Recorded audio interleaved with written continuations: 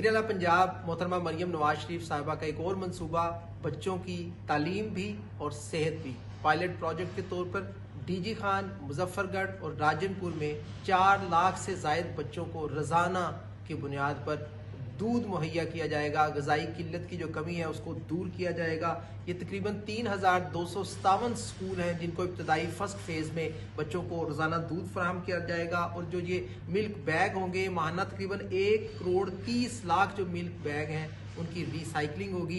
ये एक बहुत ही अच्छा इनिशिएटिव है सीएम पंजाब का, जिसे पूरे पंजाब भर में फैलाया जाएगा। ये बहुत ज़रूरी है कि बच्चों को ना सिर्फ ये पहला पंजाब ना सिर्फ पाकिस्तान भर का पहला प्रोग्राम है जिसमें बच्चों की ग़िज़ाई किल्लत की कमी को दूर करने के लिए इस तरह का प्रोग्राम बनाया गया है, जिसमें बच्चों को ना सिर्फ तालीम दी जा रही है बल्कि उनको रोज़ाना अच्छा, खालिस और ताज़ा दूध फराहम किया जा रहा है। तो यकीनी तौर पर वज़ीर आला पंजाब का ये जो मॉडल है, ये जो सोच है, ये जो विजन है, ये इस चीज़ की गमाजी है कि वो पंजाब में सेहत और तालीम को लेकर किस कदर बड़ी सोच की हामिल बनी हुई हैं और किस कदर बड़ी सोच पर वो काम कर रही हैं।